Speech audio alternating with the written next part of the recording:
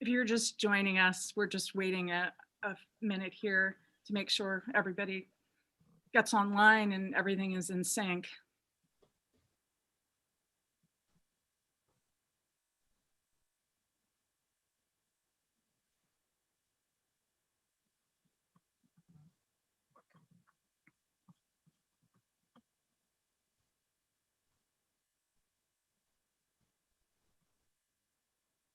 Hi, I'm Kathryn Jean Lopez from the National Review Institute, and I'm so grateful to be joined by Father Harrison Ayre and Michael Heinlein. They have a new book about finding Christ in the crisis that just came out, and I'm so happy to have them here to talk about this because their book, I think, is exactly what we need to be looking at to reflect on 2020. And so both of you, thank you so much for being here, and thank you to everyone who's joining us live or who will watch this this after the fact. One of the things, there's so much I want to talk to you about this book. First of all, why don't you just let us know how you came to collaborate on it? Michael, do you want to start? Sure. Well, we have been working together through our Sunday Visitors website, Simply Catholic, which I serve as editor of, and Father Harrison is contributor to regularly. And we were just talking early on in the late spring, early summer about how we're not really getting a clear voice about how do we spiritually digest this moment.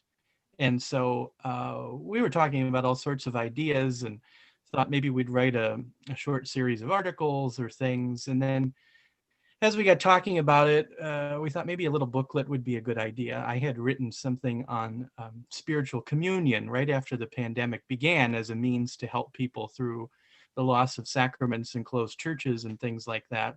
And so I thought that maybe we could try to pursue that route and see if any publishers were willing. And then we just thought, well, we'll just start writing. And that's what we did. We just started kind of writing and seeing where it went. And it kind of took on a life of its own. Yeah, and it was really cool to work with Michael on it. One of the things our publisher kind of brought up that they liked about the booklet that I never really actually thought about, but I was like, yeah, actually, it's a great point, is that it's a layperson and a priest working together on this. So it's not just, it's not just the clergy giving a response. It's not just, it's both together saying like, hey, let's, and so it really came out to be a fruit because we really felt like, I think a lot of decisions were made out of prudence, out of not knowing what's going on. And I think a lot of people were trying to keep the common good in perspective in the church, but we just felt like, where's God in this? This is the important question we should be asking, and we just didn't find it was being asked enough. And so that's kind of, we just said like, okay, maybe we can serve that somehow. And one of the reasons I'm excited the two of you put it together is for people who may not know you, both of you are, besides writing for our Sunday Visitor outlets, you also are very active on Twitter. You have a podcast, Father Harrison, with another priest who's nowhere near you, right? That's right. He's in Pittsburgh. and Michael, you're also so deeply rooted in the church, writing a biography of Cardinal Francis George, the late Cardinal of Chicago, and so there is something of thinking with the church, but also being a peaceful presence, reflective presence on social media, which is kind of a miracle. So thank you for that. But we did not 100% peaceful all the time, but But you also have personalities on there, which is important. Yeah. You were tweeting about cheesecake last night, as I recall. So, but one of the things that scares me, frankly, is that the number of people who say things like, thank God 2020 is almost over. And right. I seriously worry that, when it comes to be January 3rd and people realize, oh, all the problems aren't going away, that's when people really crash. Yeah, and this is, I think, one of the points of our book is really to try and draw people into being more reflective, right? To listen. I think perhaps that was one of the things, because you saw it online, you see, like I saw it in parishes, Michael saw it with friends in his parishes and stuff. And just, your different places you kind of work with people, you start to see like, okay, I mean, I get where a lot of these reactions are coming from, but I never really saw a posture of listening and receptivity. And I think if we don't, that is the, and you know, it's honestly a bit of a worry of mine that, you know, are we going to learn that to listen? Because if we don't, then you're right. I think January 3rd is going to come along, and listen, there are some hopeful news about things on the horizon, but still, things don't just change overnight. A year change doesn't make a magic. It's not magic, you know. It's you know, 2021 does look to be more hopeful, but it's going to be over a course of time. But if we don't listen, then we're not going to listen to what God has been asking, I think, of the church in this moment, or to at least be receptive to what God might be asking of the church in this moment. And that is scary. And that's kind of one of the reasons we wrote the book, was to try and develop and build up in people a sense of receptivity to God and to listen, because that's what happens throughout all salvation history. When great calamities hit, it really forces a people to step back and to listen. How do you listen when there's so much noise? I mean, even during the pandemic, what could have been a tremendous blessing, you know, not having to commute, all these things, you know, people are glued to press conferences and the latest updates and binge watching Netflix and things, you know? Yeah, I mean, for me, honestly, I mean, and listen, I know I recognize my state of life is different than most people. For me, actually, especially those first few months were some of the greatest months of prayer in my life.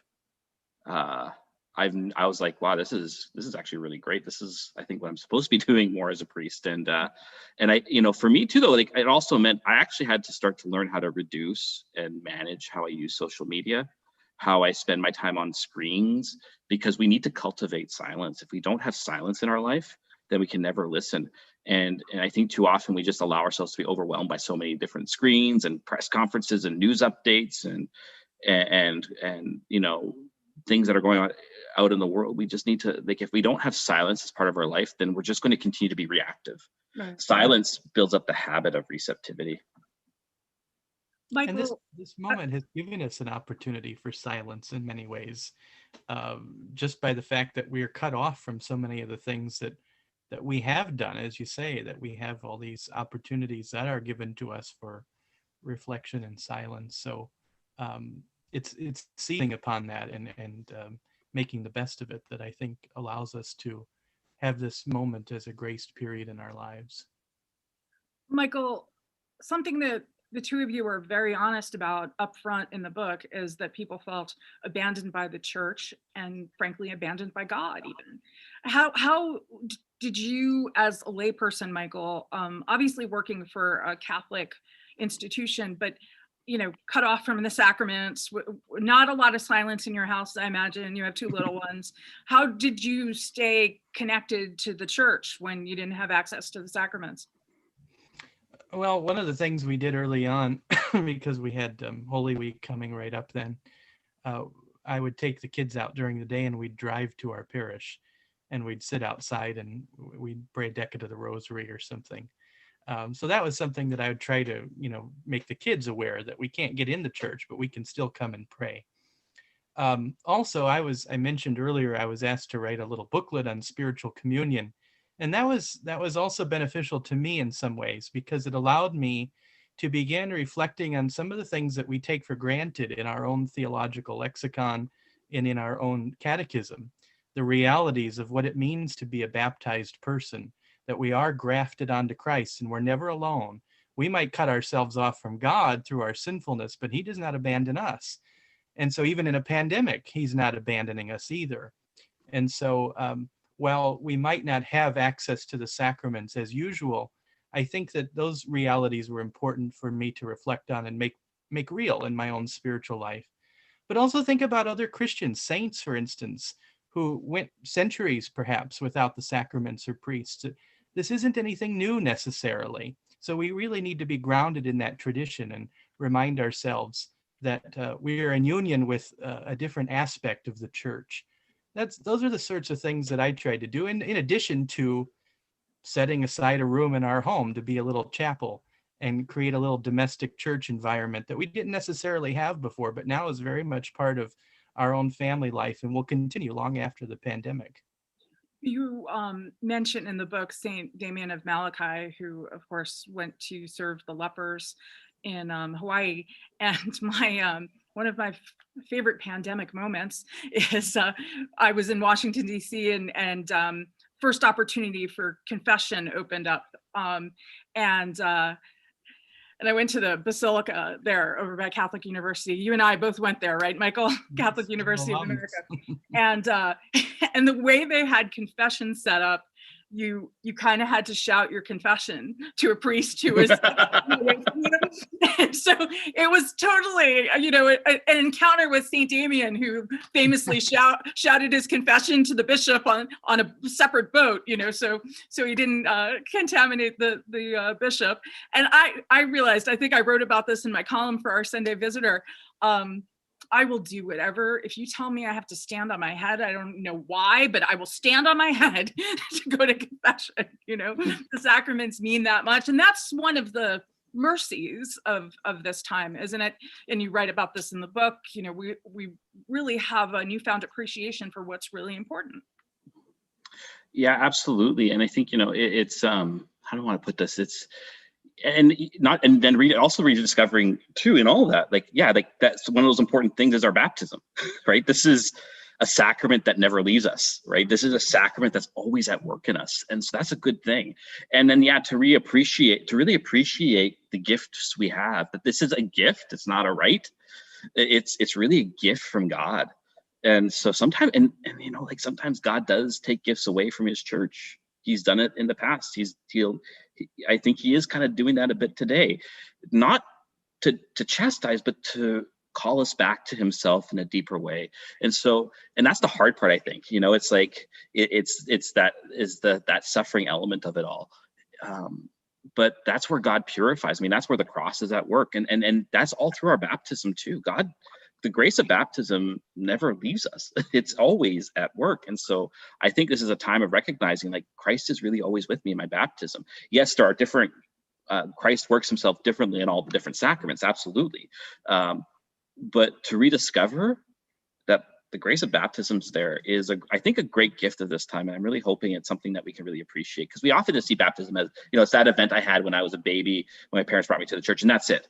It's like, no, the church's theology is pretty clear about this. Like Romans 6, where St. Paul's talking about baptism, this is an active reality, is always at work in us. The indwelling presence of the Trinity, like when you right. really, I mean, that's mind-blowing. You really can't beat it. Right. And I do have to say, I struggled as much as anybody during this time, mm-hmm. but on my better days, I really had this newfound appreciation for, I lived in the Northeast. It is so easy to get to Mass and confession, mm-hmm. I mean, on normal days, you have so many opportunities, so many times of day. There was one time when I was living in Washington, D.C., where crazy things happened during the day. And I remembered Georgetown University. I've been hearing about that 10 p.m. Mass forever. So I was able to go to a 10 p.m. Mass. It's amazing, mm-hmm. the opportunities that we have in regular times. And so the opportunities for gratitude and really right. appreciating what God has given us, I think, are super rich. Yeah, and I think, it's important, and all that too, is remembering, like, I've spent time in the north of Canada. I spent a few months with the Whitehorse Diocese, which is all of the Yukon territories and some of northern BC. And those people get Mass, if they're lucky, once a month in most of those parishes. And so, you think about missions in South America, where, once every 2 months is when the priest can come around, So, this is, so it's also a time of real communion with the whole church in a unique way, right? And again, God's not abandoning us. He's just, but things are, they are different, and that just takes time. And I can say for myself too, it's good to hear this, because when Father Anthony and I were talking on our podcast about this early on, we recognized, because we felt very hopeful, but also this is one of the little perks of being a priest. You never really go out without the Eucharist, because right. hopefully you're trying to celebrate Mass every day, and so all that, you have that access that I know a lot of people don't have. And I recognize, I didn't really recognize the amount of suffering people were going through initially. And I didn't listen to that well enough early on. And I listen to that better now, and to realize, it is a struggle. So then it's my job to help give people a spiritual message in this moment, to say, God hasn't abandoned you. All right. There was a moment. Michael, go ahead. Oh, sorry. I was just going to say, I would add to that, also from our theological and spiritual treasury in the church, we mention in the book about, for instance, Pope Benedict XVI saying that, we can't forget that Eucharistic fasting is part of our tradition, and there can be spiritual growth and benefits to refraining from the Eucharist. That's a practice of the saints over the course of the church's history. And so we try to, bring out those sorts of things too, to let people know, hey, it's okay. We have the precept of the church that says we only have to receive communion once a year. And as Father's saying, there are parts of the world that may not receive the Eucharist maybe only a few times a year, but that doesn't make them less Catholic, And so we can somehow have that solidarity through these practices. And, absence makes the heart grow fonder. Hopefully there will be an opportunity for us, as you say, to have that gratitude that we should have for these gifts that we can maybe take for granted because they are so accessible to us. I thought a lot about Pope Francis talking about the peripheries and the parts of the world we never think about and the people we never think about. Really, as you say, Michael, there's a solidarity there. I think there's a solidarity with the persecuted Christians, who they literally put their lives in danger when they go to mass. And so, I mean, just last year on Christmas Day, there were Nigerians beheaded on Christmas Day. So it definitely. And I also think too, I think there's an encounter, an appreciation that we're all having for the different vocations in the church and the different experiences. I know, Father Harrison, there was one priest, it wasn't you, and a wonderful, wonderful priest, but I was watching the virtual live stream and I was so over virtual mass. And he said something at spiritual communion time about how you need to desire the Eucharist more. Your longing needs to grow. And I may have screamed at the because I had just heard him receive Jesus. Right. Like, dude. But I think that there's a mutual listening that needs to happen too, because priests were suffering too. I mean, when your whole life is ministry and now you're literally cut off from the people, not even being able to go to sick beds, and I mean, that was, and being told you're non-essential. That's a devastating kind of blow too. It can be, yeah. Like it's I think we also, looking back, like I look back at it now and I'm thinking, I think it was a bit of a dazed and confused experience for the first few months. And I look back, because I look back now, I'm like, oh, I could have done more there. I could have done more there. And, I had some people say, oh, why didn't you do this? I'm like, oh, but I think, I look back, I'm like, oh, well, it wasn't anything bad-willed. It was just, I was dazed and confused too. And I mean, you do find it's unique ways to reach out. Because I agree, like, listen, like the way I've always looked at the virtual mass thing, for example, is, it's a form of communication, really, in the end. And that's which, listen, is helpful. It keeps people connected to their church in so many ways. But it's not. It is not the same. But it lets people know that, because when the mass is being said, it really is being said for the whole church, right? It really is. So we're communicating to the people. Yes, we are still praying for you. The church is still interceding on your behalf, and the grace of the mass is still working in the life of the church. So like, we need not to worry about that. But yeah, it was, the isolation got a little much sometimes, you felt, and you find innovative ways to reach out. I did some things because this is the other unique thing for me, is I actually also got moved parishes during a pandemic. I got moved in the summer to a different parish, which was unique in and of itself. But you try and find unique ways to reach out to people. Because I still remember, I remember the Thursday we announced that we were closing masses. It was a Thursday mass, about 15 people there for a weekday mass, because we usually do care homes on Thursday. So one Thursday we didn't have a care home. And I just remember saying at the homily time, we're closed tomorrow. And I started to cry, because no priest wants to have to do this, right? But you also know it's being done out of care for the common good, right? And this is, I think, I kind of hope this is a principle. This is a very important moral principle that even, like, and this is not something I think we address in the book in some ways, but over the last few months, that's a principle I've been thinking more about. We need to rediscover the principle of the common good as a moral principle for discernment, because that's really what's at heart in a lot of these decisions sometimes. Not all of them. I do recognize sometimes there is a lot of unfairness sometimes in secular decisions, but we were doing this for the common good, but sometimes when you do the right thing, it still breaks your heart. And it did break my heart. And you just wonder, what can I do? What can I do? So, you find, like, I personally did some unique things in my parish. Like, if people wanted confession, they would drive up in their car, they'd roll down their window just a little inch so I could hear them, but I kept it safe. And I could hear confessions, right? And we did a few neat things around Easter. We put out holy water bottles on the front of the church for people to come pick up after Easter. I lit candles in the church for all of our households. My biggest thing was we put on a monstrance on the back of a truck and drove to everyone's houses who wanted the Blessed Sacrament to come to their house. As a little way to outreach, and people loved it and they felt loved through it. So you find these little ways to bring Christ, and it was a very moving experience in that too, to be respectful and look after people's the well-being of people, but also to find a way to outreach that keeps everyone safe. And for Catholics, we believe in the real presence in the Eucharist. And as we all know, there was a famous survey from Pew last year, I think, that talked about how few Catholics actually believe in the real presence. But here, we've had this time, and you write about this in the book, where it is this. There's both a shedding of light on the belief, and sort of an opportunity to choose or say, I believe this, and I need this. And one thing I'm struck by, Michael, is I was remembering this earlier today. I think we were both going to be in Virginia for a conference.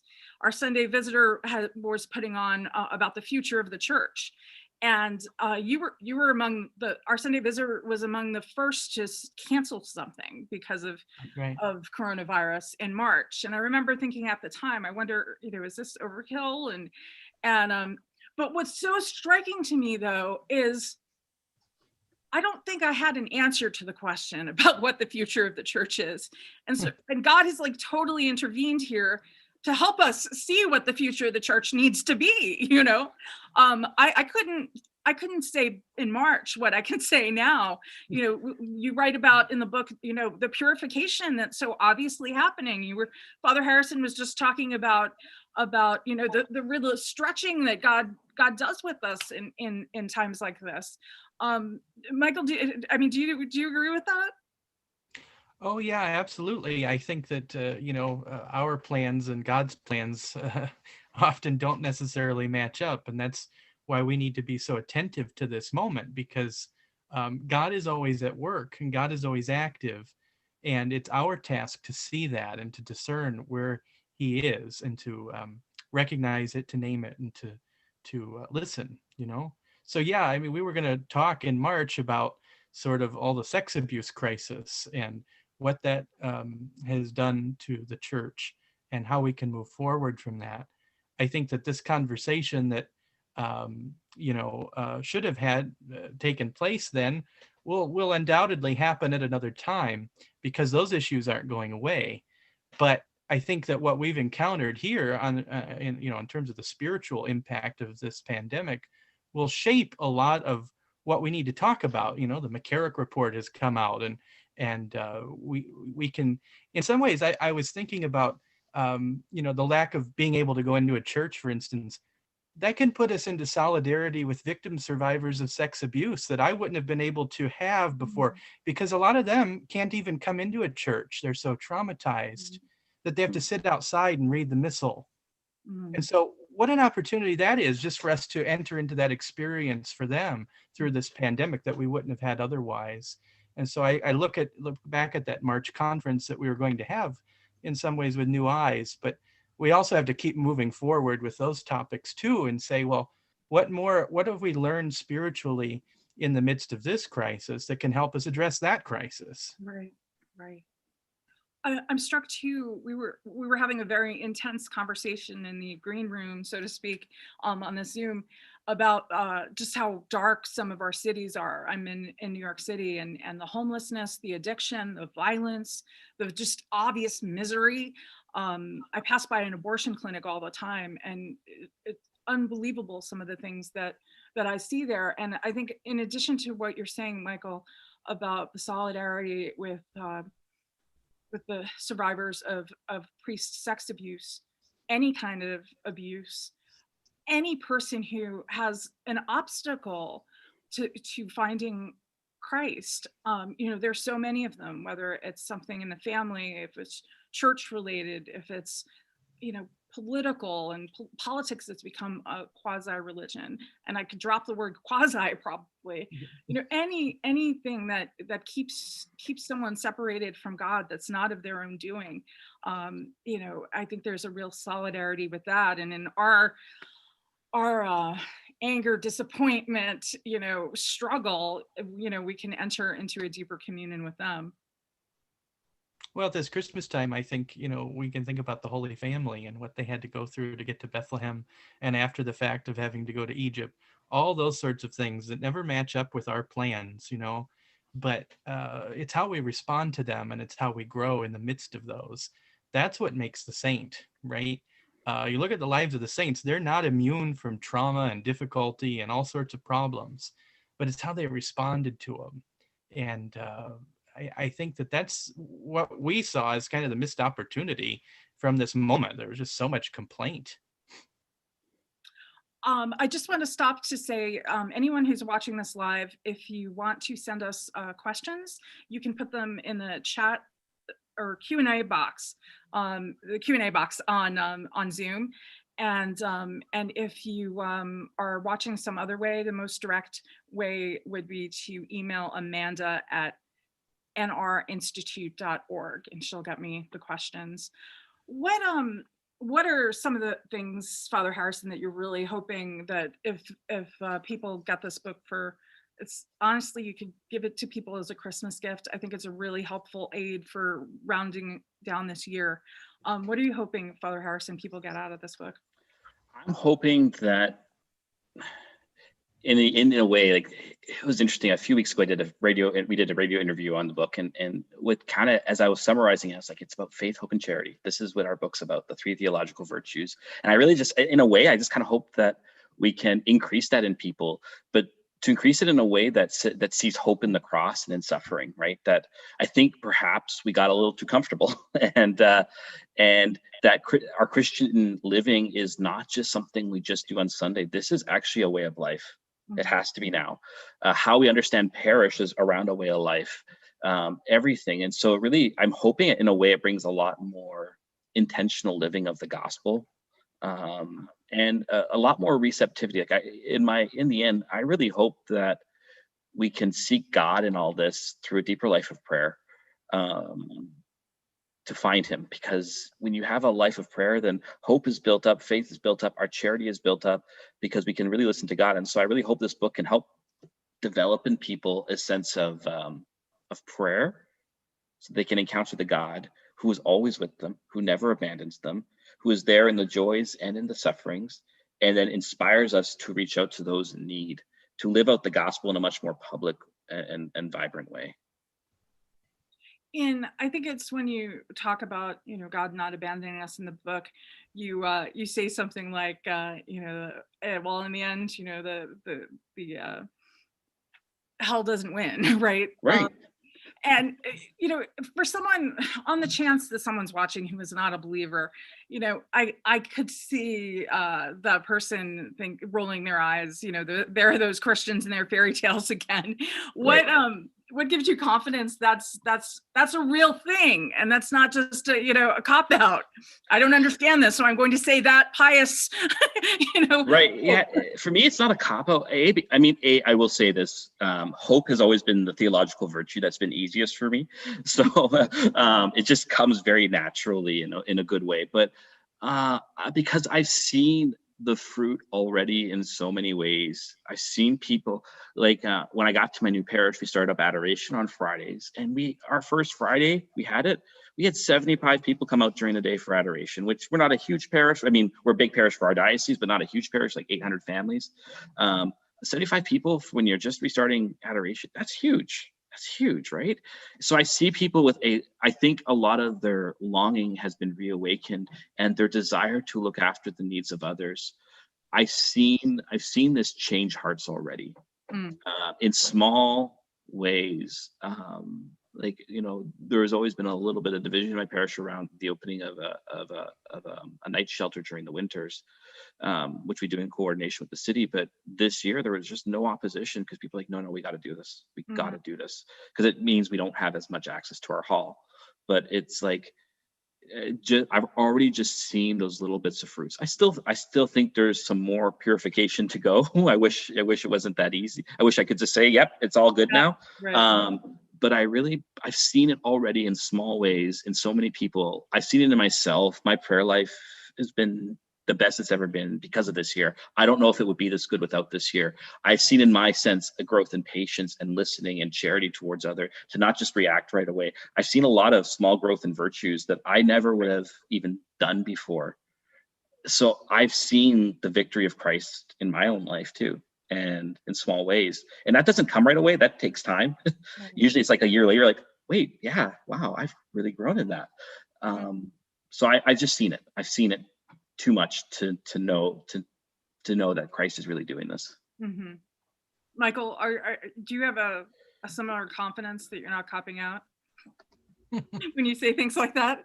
Well, yes, I would say so, only because the saints are my heroes, and I turn to them for the way that we should conduct our lives, and for the real difference that we can make, not just in our own lives, but in the world around us. That it's that grain of wheat sometimes that has to die to give life, and perhaps that's our moment. That's what we're given now, and that if we embrace this and truly understand that this is a moment that we can respond for good with charity, most of all, because that's what St. Paul says is the most important, as well as Aquinas, right? The greatest of virtues. Then perhaps that can even be a moment of evangelization. We can bring people back, not only into the church, but that we can attract people to the church who might not otherwise have even considered it. Can I just quickly add on to that? I think it was like in April or May, one of our Canadian news channels did a survey of Canadians, and the increase of religious curiosity really rose in Canada. We're a pretty secular country, and to see that grow, that tells me it's like God's doing something here. Suffering brings about the asking the most important questions about the meaning of life. And so I think this is also, I think we're going to see coming out of this could be like, for me, I'm like, if we can really learn, if we can really hunker down and listen and let God purify us, my gosh, the evangelistic success of the church could be amazing after this, like really, truly amazing, but we need to be willing to be purified. Right. And one of the things that you get into in the book is the pandemic, in the way that we were all equally vulnerable, and it affected everyone's life in some way. And I think as a church, it forced us to start thinking about, maybe is the best way to put it, some of these things that we're putting off, like, if people aren't going to church and having children at the same level, and we don't have vocations to be running our schools, some of them are going to have to be let go. It's just reality.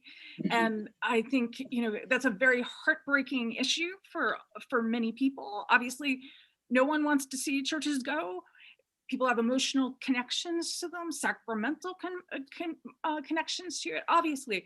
But the entire church, whatever level, whatever vocation, whatever state in life, these are issues we have to confront, because whether or not you're in the room when they're making the decision, your reaction to it and your receptivity to this reality is really important. Yeah, it's I just had a point and now it just totally left me. That's how that goes. Michael, do you have any thoughts? Well, we were talking just a minute ago about the sex abuse crisis, and that's kind of forcing us to look at some of those same issues, because we know it's driving people away from the church, and it's making our finances plummet and so on and so forth. And then you add this pandemic on top of that, and it's like, okay, maybe God's saying something here. that maybe we need to reorganize so that we're more mission centric. Maybe we need to be a little bit more focused on what it means to be living the gospel rather than maintaining these institutions that have sometimes taken on the life of their own. For instance, many of our schools have lost their Catholic identity and so on. And, maybe it's time to move on and focus. Heck, like us, we're focused so much on the domestic church right now. Maybe this is the place where we really form the families in the faith.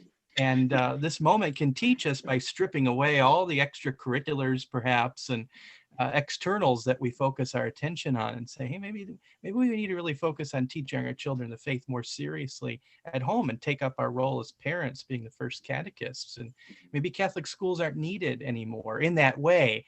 Although there's no doubt about it, they provide a wonderful environment for children, a safe environment, a place where they can learn the faith and be open and accepting of the faith, and to also, have a community of love, hopefully, that is so much very different, especially in poorer communities. And sadly, those are the first ones to close most often, but those should be the ones to stay open. Right. Some of those schools literally save lives. Exactly.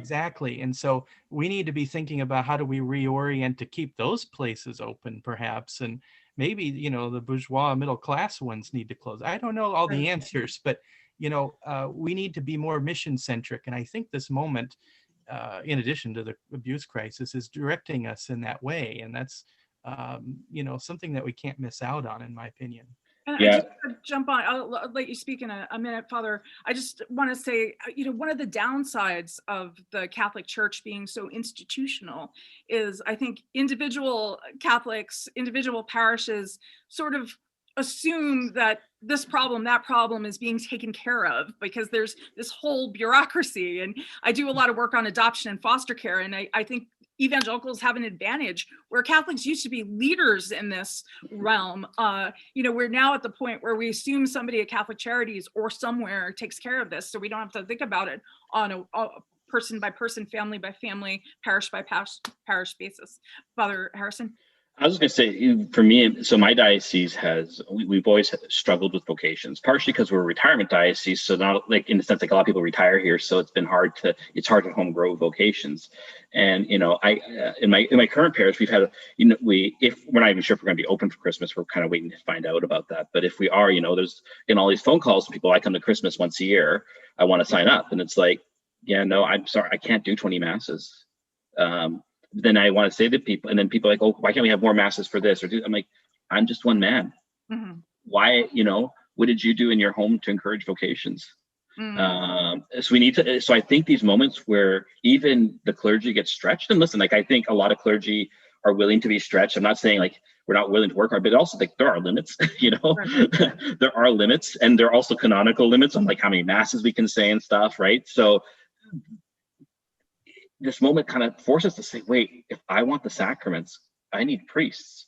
And so I hope and I pray that this moment will really open up in the hearts of families the desire to encourage vocations again, because I think we're seeing how much we actually do depend on them for the life of grace in the church. Imagine if every parish, like in my diocese, if we had 2 or 3 priests in every parish, my gosh, we have one parish that has 2 priests and that's it. Every other priest is by himself, and sometimes doing 2 parishes, so I mean, I just look at that and I just think, my gosh, we could do so much. And I really hope and pray, at least I could say at least for my diocese, but elsewhere too, that we can double down on the importance of promoting vocations and how good they are and how beautiful they are to live that life, that sacrificial life for Christ.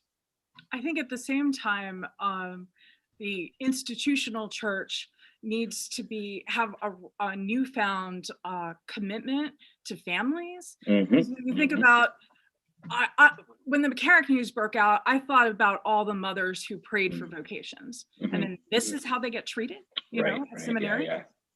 And so like the pandemic itself, I think all these issues really force us to really recommit to our identity in our various states in life. And as Michael was saying, the church should not be, in the business. Their priority can't priority can't be managing property and Mhm. worrying about lawsuits. And that's the reality in many dioceses right now.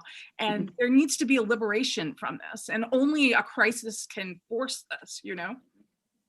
Yeah, Yeah. absolutely. Oh, go ahead, Michael. No, I was just going to say that I know of one parish where they only heard from their pastor once during the pandemic, unless you might sign up to an additional newsletter or something. They got one letter in the mail early on around Easter time, and the only other correspondence has been about the bishop's appeal. Mm. Uh, no, on the other hand, I keep hearing more and more stories about priests who tried to do really creative things, about parishes who split up the parishioner list to make phone calls to make sure people were taken care of, had what they needed. There's one parish in Washington talking about schools that literally save lives. You know, the food they were feeding, and not just Catholics, you know, in Anacostia, feeding so many people. And as the pastor likes to point out, and it was like real food. There was like meat and chickens, and, you know, it wasn't just cans of your expired soup, you know. They got some serious outreach. And you know, with that, there are a bunch of questions coming in, so I should get to some of these. And I'm so grateful to people who are watching, including moms with lots of kids running around. And it's amazing that some of you are watching this. So thank you so much.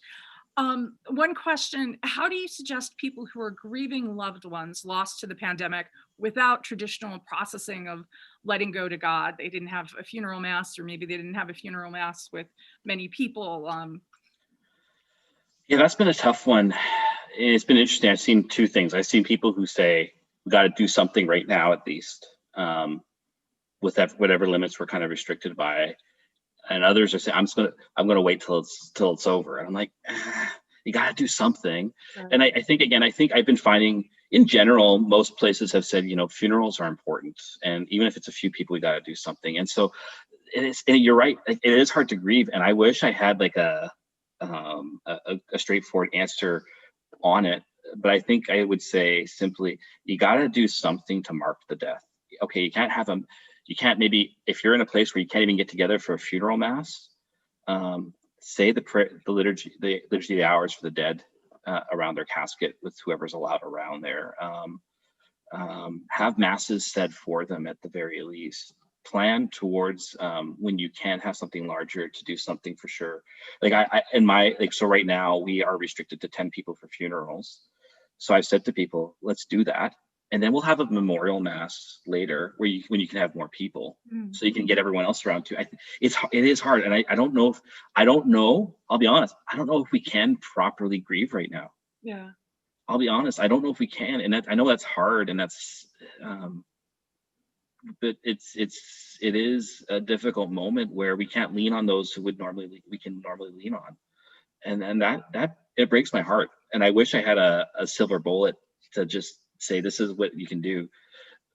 The church has a lot of prayers that can mark this moment. And I think we need to at least try and do something in that regard to start off with, and then hope and pray that there can come the moment. Or maybe it's that, okay, they got cremated.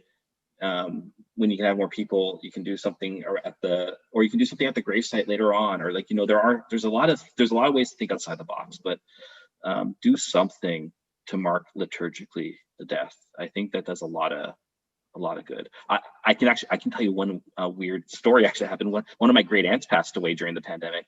And this is when we were all closed down, like not even funerals were allowed. So I did it. I mean, again, it wasn't perfect, but I did a stream mass for her. She lives in Manitoba, which is like on the other side of the country. And all the family, like over 250 people tuned in to it. And I got a beautiful letter from my great uncle just saying how grateful he was that they could do something together. And then they all got together on Zoom afterwards to chat and hang out. It's not perfect, but it was something. Right. And they knew, okay, they couldn't be there at the mass, but they knew the mass was being said for her. And that's what really touched them. One of the things that drove me crazy at a certain point, literally, was people were saying the pandemic and the shutdowns were an introvert's dream. And I am a total introvert. It's God's sense of humor that I have to speak publicly and but total introvert. But I have a newfound appreciation for how much we need people.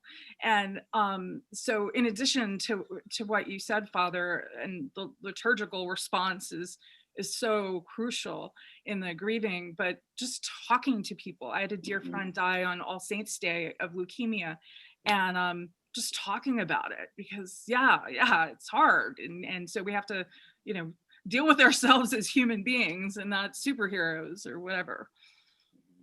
Another question. In the booklet you talk about spiritual narcissism. Can you expand on that a bit? Sometimes when you feel like you're hanging on by your fingernails, it's hard to think of others. You want to take that, Michael? Sure. We talked about that in the context, I guess, of how people were embracing the pandemic in a way that they were only thinking of themselves in relationship to the sacraments and to churches being closed, and some of the attitudes that were being expressed publicly about that. And we were hitting on that, I guess, because we wanted to reorient and say, well, wait a minute, this is about the common good. There's a higher good here to what affects just me. And so, yeah, I mean, in a sense, we are all hanging on by our fingernails. And so we tend to think about ourselves in that way.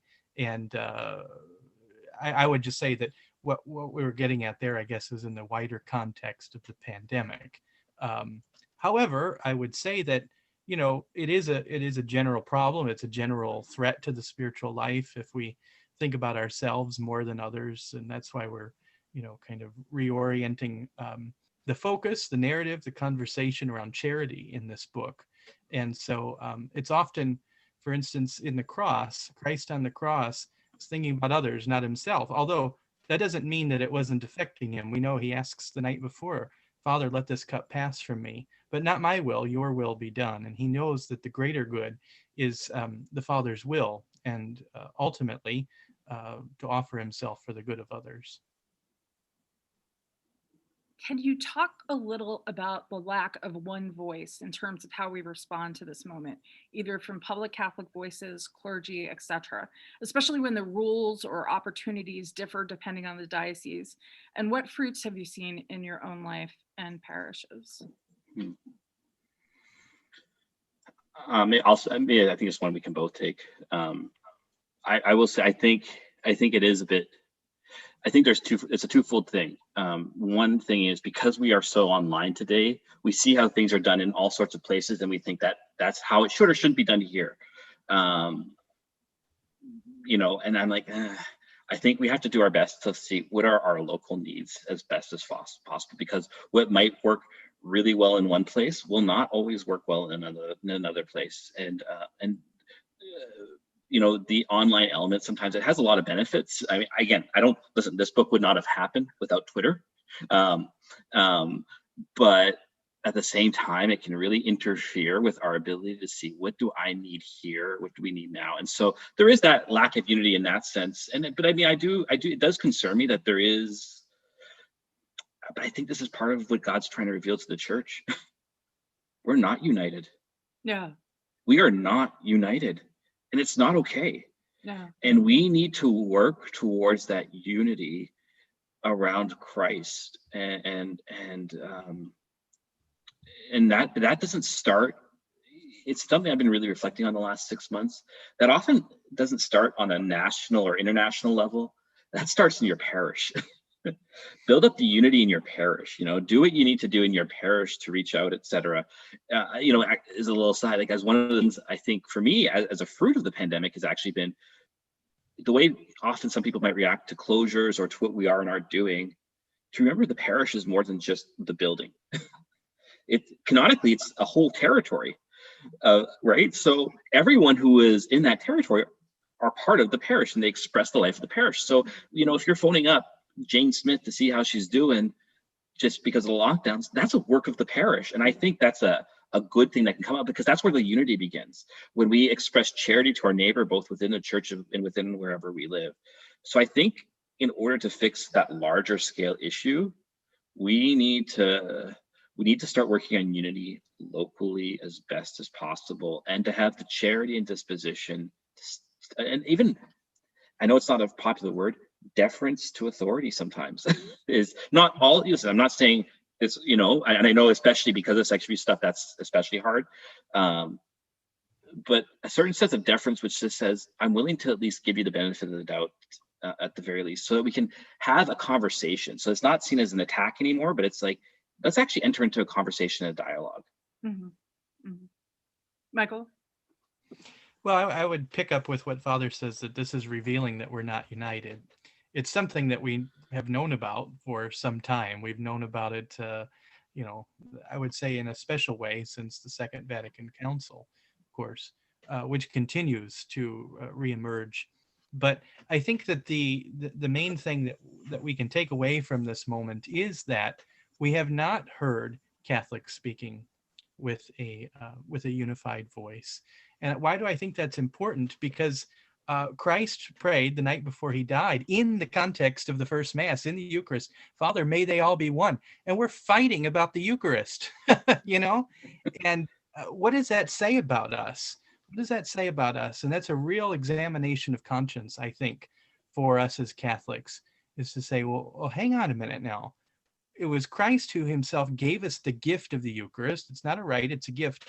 And he gave it to us so that we can be one. How do we move forward with that in our mind, first and foremost?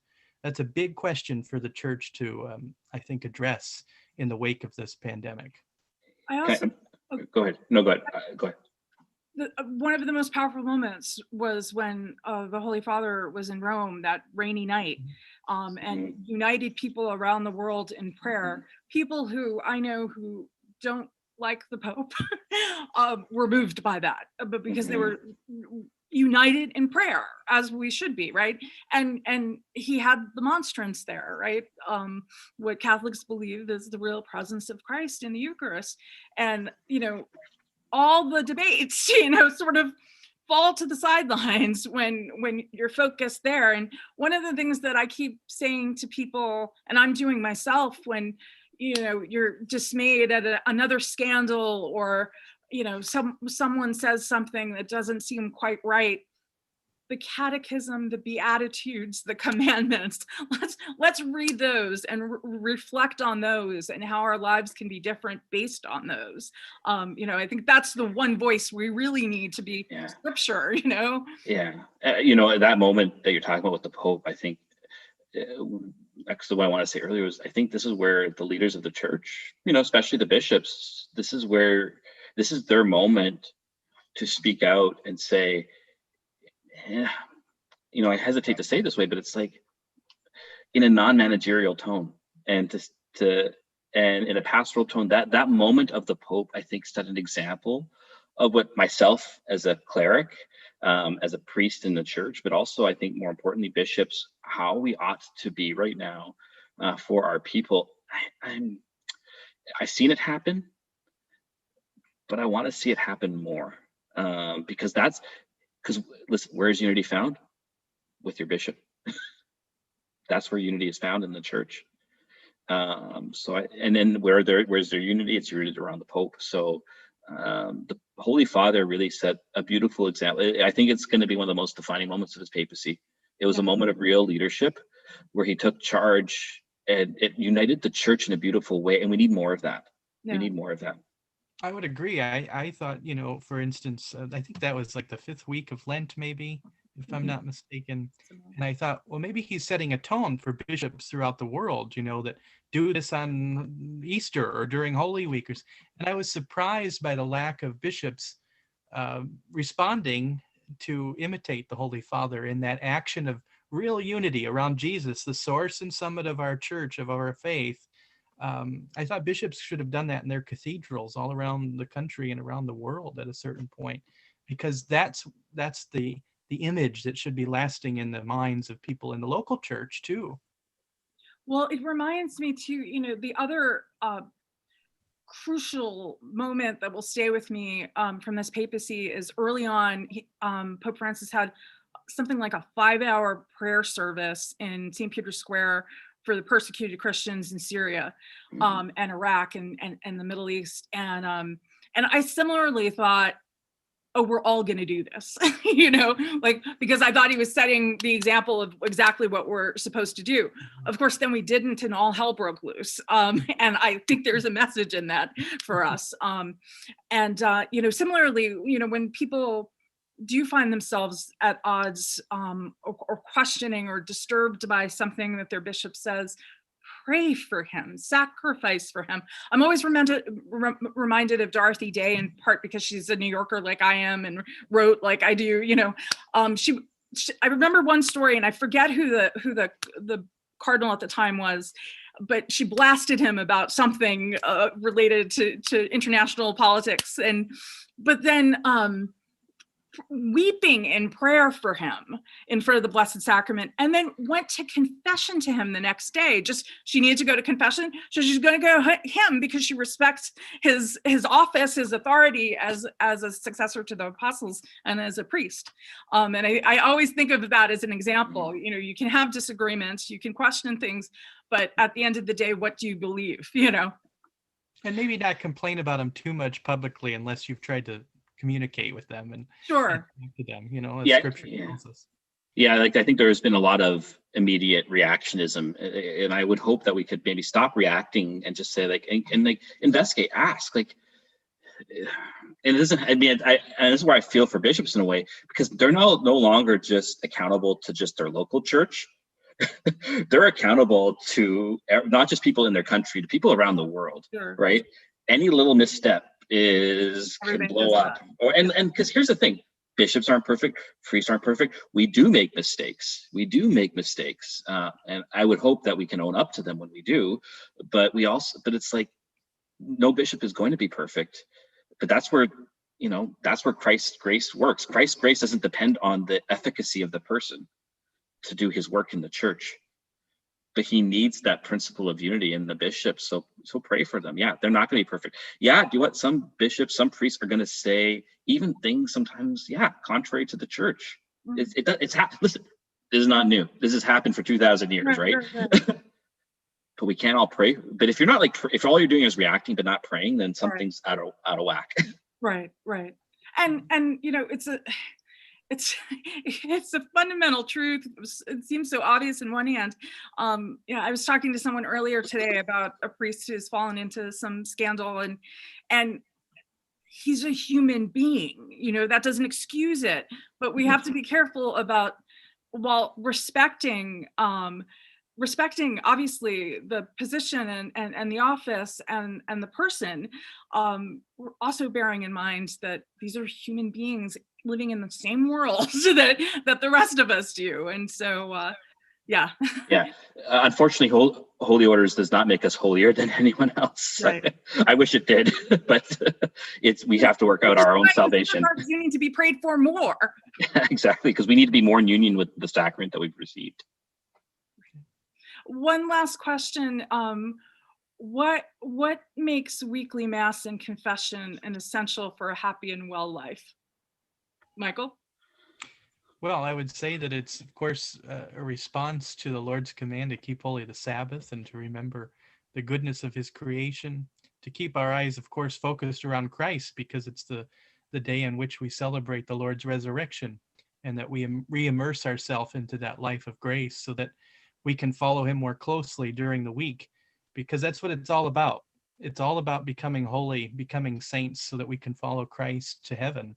And the Eucharist and the sacrament of penance, to remind us of our sinfulness and our need to do better and to rely more on his grace, they're the greatest tools that we have to become saints. And so that's basically what it is.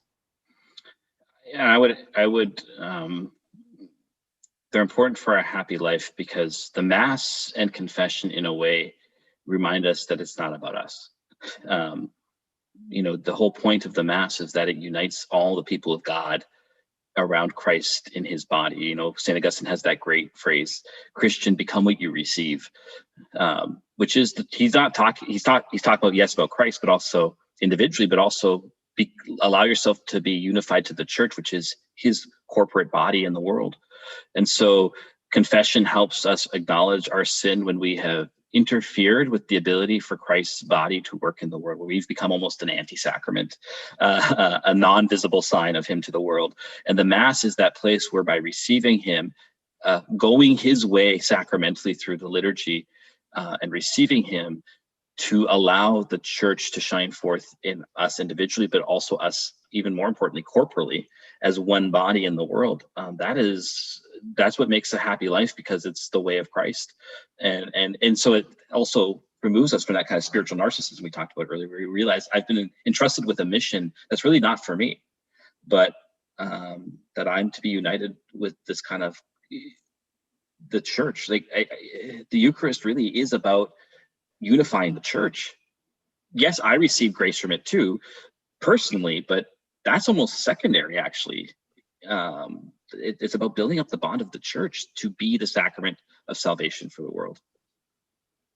In addition to what Michael said about the importance of keeping holy the Sabbath, that is the reason I think the virtual masses are important, where they're still necessary, or necessary again, because you were still taking the time and uniting as best you can with the Mass going on. And I know I've found, I contend to this day, if there's a shutdown again, if I can't receive the Eucharist, I will be present at Mass. I need to be present at Mass, because that is the greatest prayer we have. And it's like you take on all this stuff living in the world, and you can give it back to him during the consecration, the miracle of the Mass, where the veil is so thin between heaven and earth. And for confession, I mean, I had to go a couple of months without confession, and normally I go every week, and I don't, like, I'm so sinful, I can't remember past a week, so but it's like not taking a shower. It's the spiritual equivalent of you never not take a shower, and so I do think this moment has been, as we were talking before, such a renewed appreciation for all these great gifts and resources and supernatural help that we have. We're at the hour mark now, so if Michael and Father Harrison, you want to sort of have last words and let people know where the book can be purchased.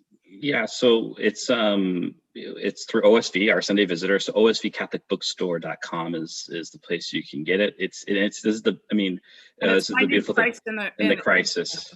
Yeah, you can also get it on Kindle on Amazon. I think it'll be available in print next week on Amazon. But the best reason to go to OSV is, first, it's $2. It is really cheap on purpose, because the idea is this, like, we know a few parishes are doing book studies around it already. Some parishes bought enough to give them out to all their parishioners.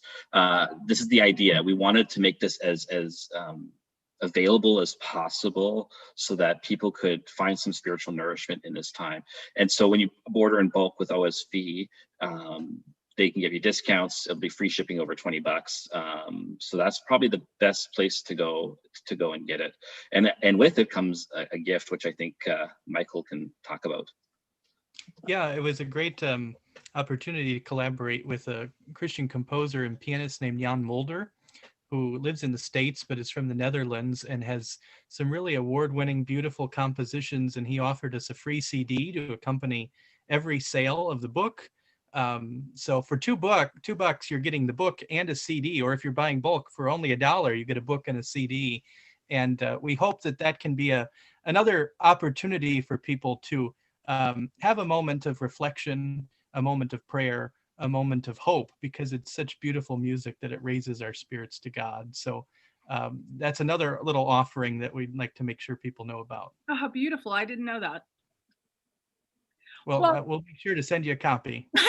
Well, maybe I'll even put my money down. I do want to give this as a gift to people this Christmas. So I'm always giving books for Christmas. It's the best way to do it. Right. So giving books away is the best thing. Oh yes, yeah. Especially books that I already have, and Yeah, exactly.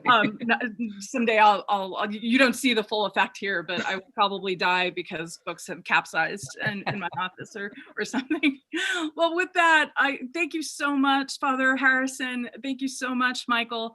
Thank you. Thank you to everyone who is watching this live. Thank you to our Sunday Visitor for publishing this, and thank you to the National Review Institute for hosting this. And you can follow everyone here on Twitter and see more of what we're up to. So thank you again, and God bless you as God bless. Winds down. Blessed Christmas to you all. Quickly, Geraldine's asking if we can get the order info again. So osvcatholicbookstore.com is the best place to go. Great catch. All right.